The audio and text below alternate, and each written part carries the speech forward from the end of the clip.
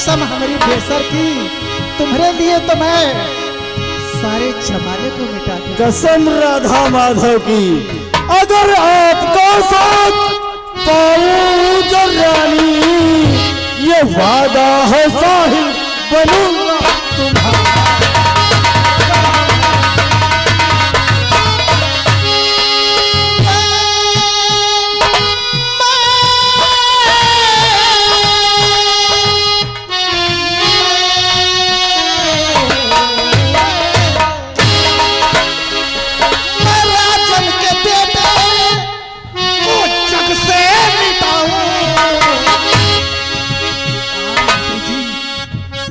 कसम हमारी बेसर की, तुम्हारे लिए इस हरामजादे को इस दुनिया से दूर कर दूंगा। मैं राजन के बेटे को जग से मिटाऊं, मैं राजन के बेटे को जग से मिटाऊं। ये इल्जाम से ना पति पर लगाऊं, इल्जाम से ना पति पर लगाऊं, इल्जाम से ना पति पर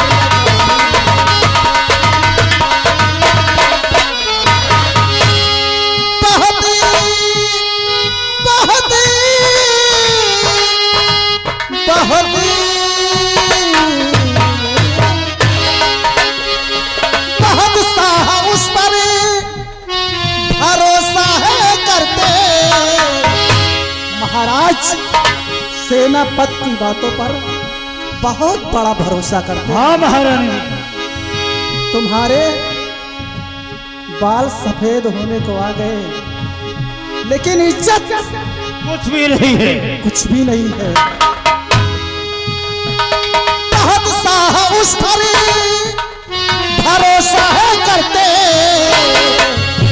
और महाराज जी से सजा में, महाराज जी से सजा में दिलाऊं, महाराज जी से सजा में दिलाऊं।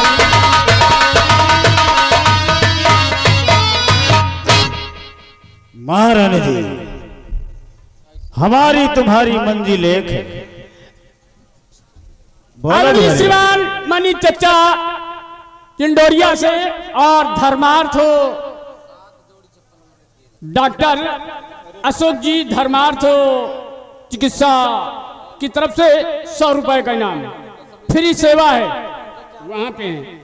और दीपक पान भंडार अमेठी से हमारे लिए स्पेशल एक पान दिए आप लोगों की सेवा में।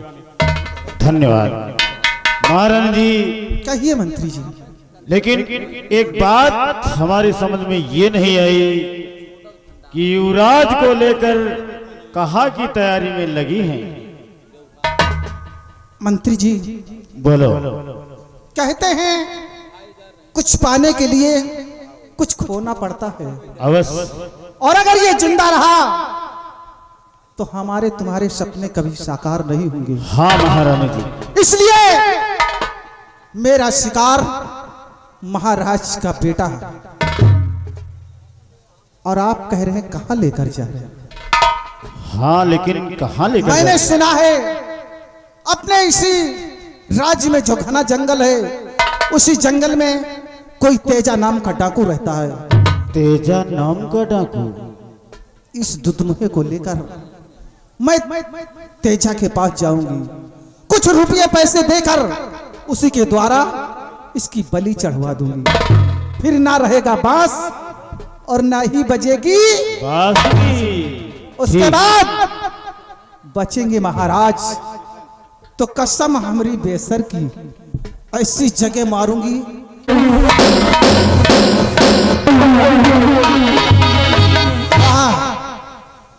लोगों ने सही कहावत कही है कि ऊपर वाला जिसको देता है छप्पर फाड़ कर देता है। हरामजादे जरा सोच, महामंत्री तू मेरा नौकर है, तेरी औकात मेरे पैर में पड़ी जूती की बराबर नहीं है, और मैं तुझसे शादी रचाऊंगी। कभी नहीं हरामजादे, केवल तुझे लालच दिया है अपना मकसद पूरा करने के लिए।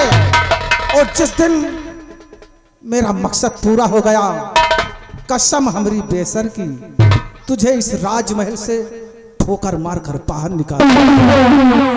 और महाराज, अब मैं जा रही हूं तेरे दूध मुहे को लेकर, जा रही हूं तेरे बेटे को लेकर। जब तक इस दुनिया से इसे दूर नहीं कर दूंगी, ये महारानी कलावती चैन से नहीं बैठे।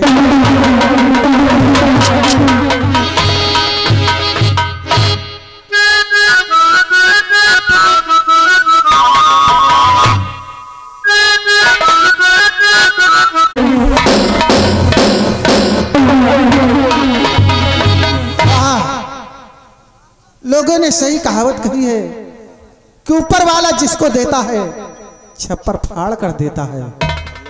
हरामजादे, जरा सोच। महामंत्री, तू मेरा नौकर है, तेरी औकात मेरे पैर में पड़ी जूती की बराबर नहीं है। और मैं तुझसे शादी रचाऊंगी। कभी नहीं हरामजादे, केवल तुझे लालच दिया है अपना मकसद पूरा करने के लिए। और जिस दिन मेरा मकसद पूरा हो गया, कसम हमारी बेसर की, तुझे इस राजमहल से ठोकर मारकर बाहर निकाल। और महाराज, अब मैं जा रही हूं तेरे दूध मुहे को लेकर, जा रही हूं तेरे बेटे को लेकर। जब तक इस दुनिया से इसे दूर नहीं कर दूंगी, ये महारानी कलावती चैन से नहीं बैठे।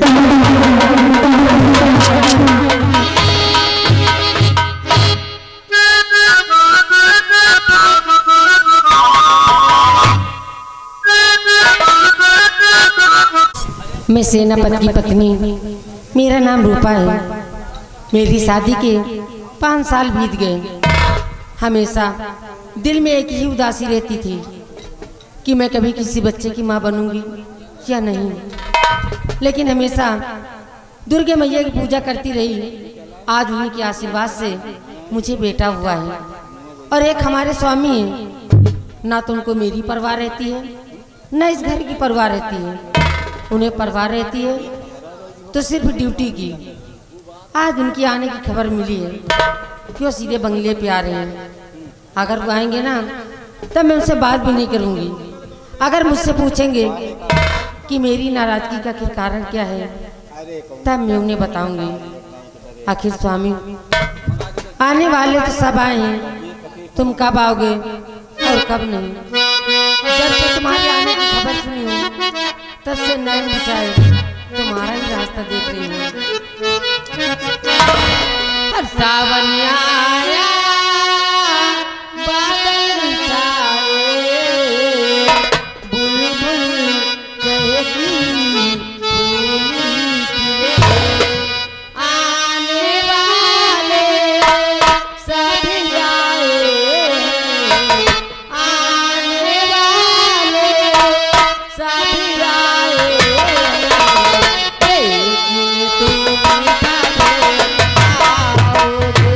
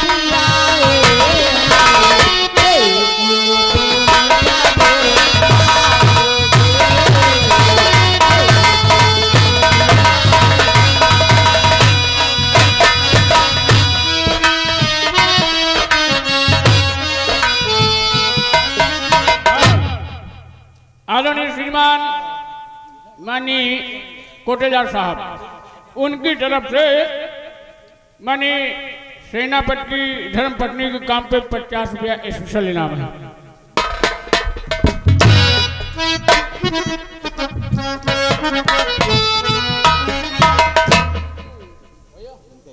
रूपा, ए रूपा, क्या बात है भाई? ए रूपा, अरे हम आए हैं, हम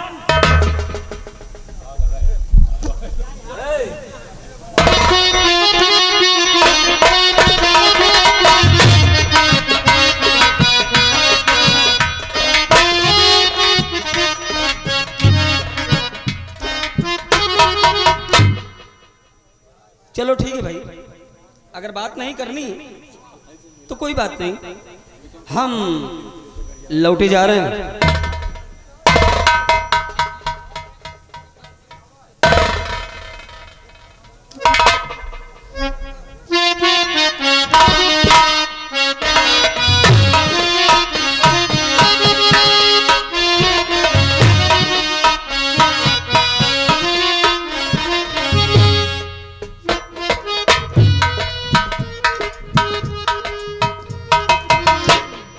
एक बात कहें, कहते हैं कि वतन जब याद आता है कमाई जहर लगती है।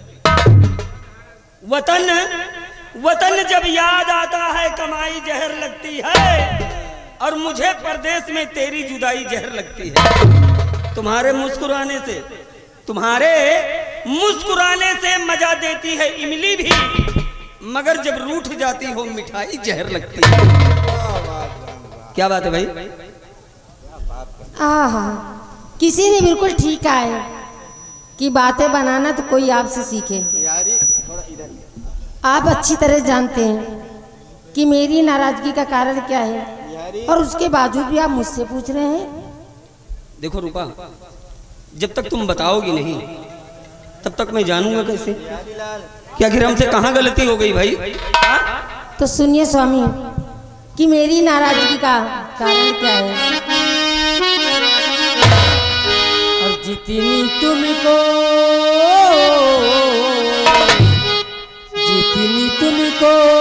वफादारी की चाहत,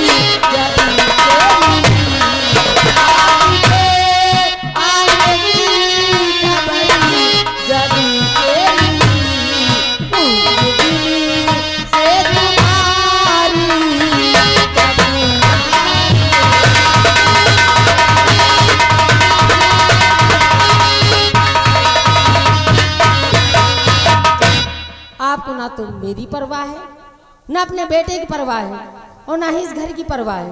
हाँ, सिर्फ आपको परवाह की चीज की, सिर्फ ड्यूटी की। अरे पागल, नहीं रूपा, तुम्हारी सोच गलत है रूपा। इन कंधों पे कितना भार है ये मैं जानता हूँ। अरे पगली, मैं ड्यूटी पे भले रहता हूँ लेकिन मेरा दिल हमेशा तुम लोगों के पास रहता है। नहीं मानती। सुनो मेरी बात। हाँ। कितने रहती, कितने रहती लगी प्यारी घर द्वार से,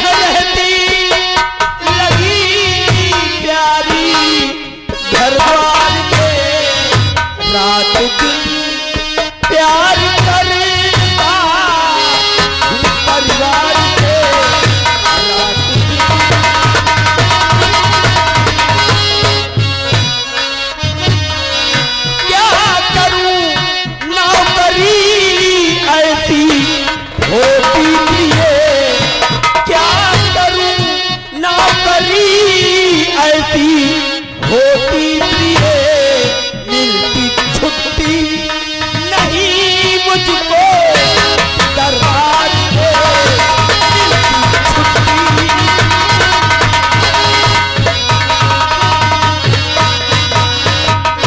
समझा करो।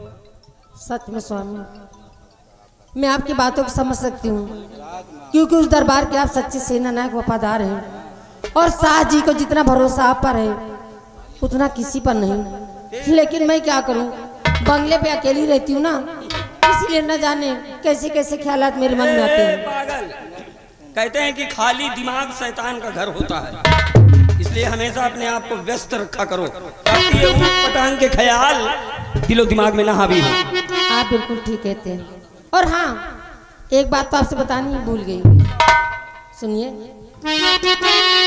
तो गोद में लेके देखो ये अपना ललन,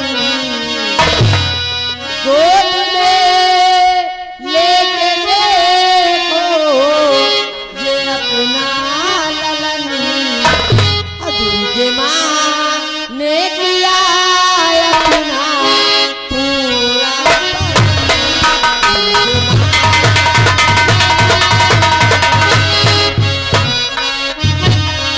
पहले से ना निकल के मंदिर चलो, पहले से ना निकल के मंदिर चलो, बाजी में ना गिरा पानी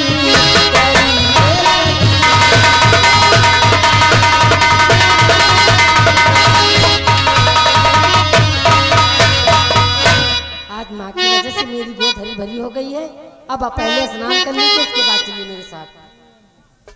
हाँ रूपा, तुमने मेरे मुंह की बात छीन ली। हाँ, अब सबसे पहले मुझे करना क्या है? क्या?